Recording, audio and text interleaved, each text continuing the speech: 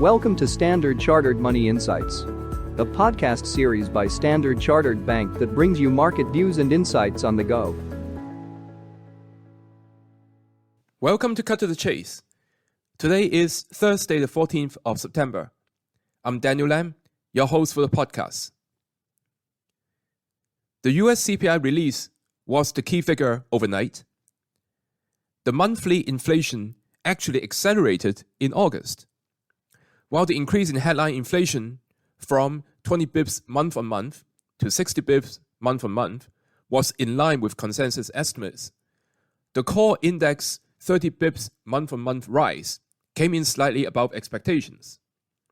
The primary driver of the rise in the core index was a combination of higher gasoline and shelter prices. However, to put things into perspective, the latest monthly increase is the third lowest since September 2021, after June and July this year, and a general continuation of steady, but not really worsening inflation in the US. So the key indicators such as S&P 500, US 10-year Treasury yield, and the DXY were muted in the movements overnight. And this latest inflation figure confirmed the two forces at play. On the one hand, there may be hiking pressure arising from the still resilient data. On the other hand, inflation trend is still improving, which may lessen the need for potentially higher rates. So the results from these forces is that the rates level would likely to be pinned, i.e. upward and downward forces somewhat cancelling each other out, resulting in rates staying where they are for the near term.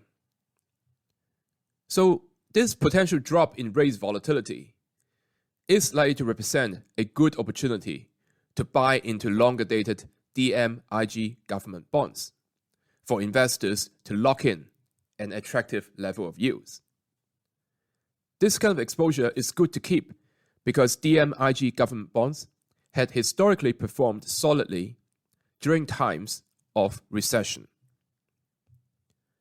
Now, as a barbell approach, investors may couple this with exposure to US technology stocks for the near term.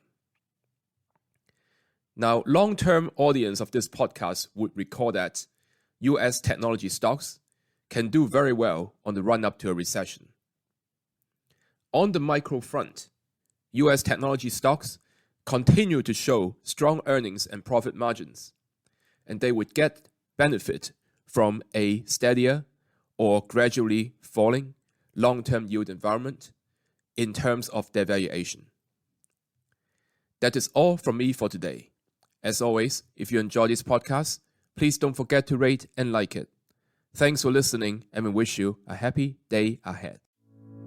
Thank you for listening to Standard Chartered Money Insights, a podcast series by Standard Chartered Bank.